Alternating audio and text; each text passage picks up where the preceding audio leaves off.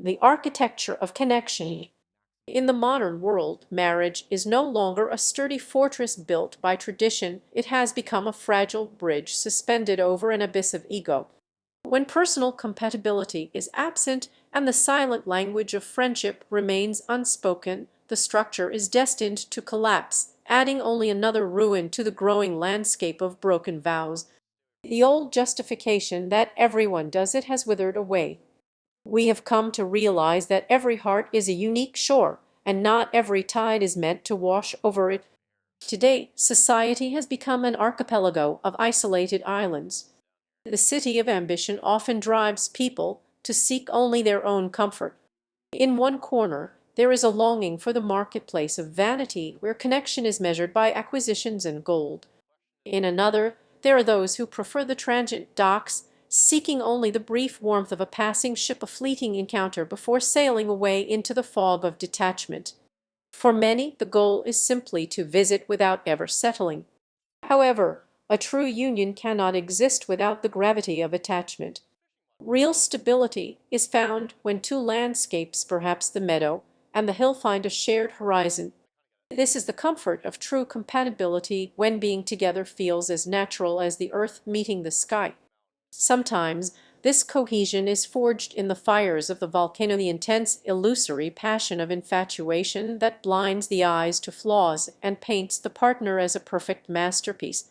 Yet, whether through the quiet peace of shared interests or the vivid glow of romance, a marriage only survives when two separate entities cease to be islands and begin to feel like a single, unified continent. Without this internal bond, the ceremony is merely a hollow echo in a cold, empty hall.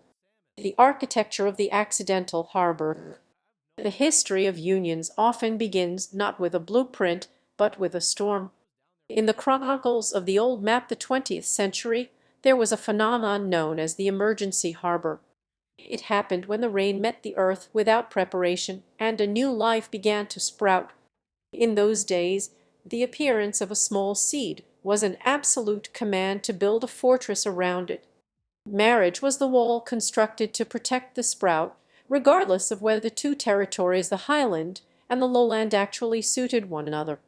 Attachment was assumed or perhaps invented simply because the wall had to stand. I recall a tale of the wandering creek and the open meadow. Their encounter was meant to be a fleeting touch of currents, a brief exchange of heat.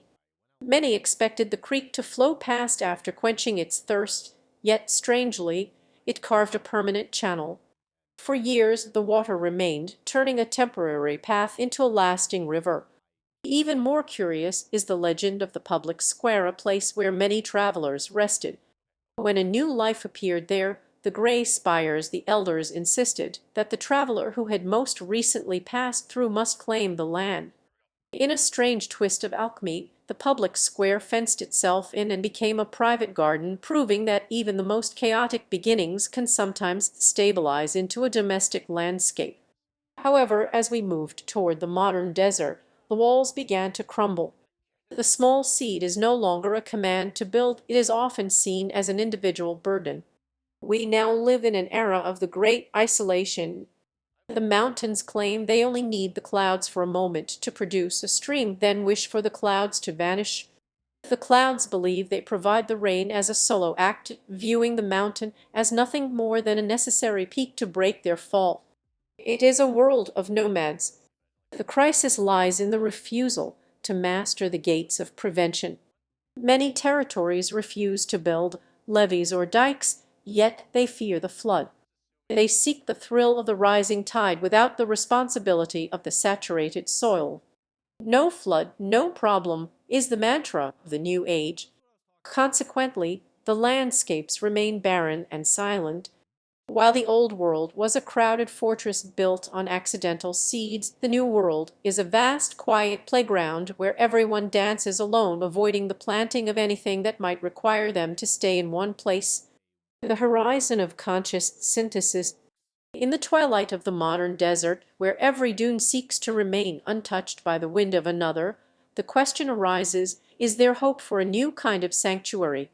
The ruins of the emergency harbors and the hollow silence of the nomadic playgrounds suggest that the old ways are gone, but a new architecture is beginning to emerge from the dust. This is the era of the conscious border. Unlike the past, where walls were built out of fear or accidental seeds, the future belongs to those who choose to merge their landscapes by design. A conscious marriage is no longer a trap set by a storm, it is a treaty signed by two sovereign nations, the silent forest and the sunlit plain. They do not join because they are forced by the elements, but because they realize that their combined horizon is more magnificent than their solitary views. True hope lies in the transition from survival to synergy. In this new world, the gates of prevention are not just tools to avoid trouble, they are instruments of freedom, allowing life to be invited, not imposed. When a seed is planted in such a union, it is not a burden that demands a wall, but a gift that inspires the planting of a garden. The modern ego, once a barrier, can become a bridge. When two distinct worlds acknowledge their own selfishness and choose to trade it for a shared purpose, they create a metropolis of the soul. It is a place where I does not disappear into we, but where I become stronger because it has a witness. The statistics of the past may remain grim, but the future of the human landscape is not written in numbers. It is written in the quiet moments when the mountain decides to shield the valley, not because it has to, but because it loves the way the mist looks among the trees. Even in a world of loners, the greatest adventure remains the courageous act of opening one's borders to another, building a home not out of necessity, but out of the profound, conscious desire to never walk the path alone again.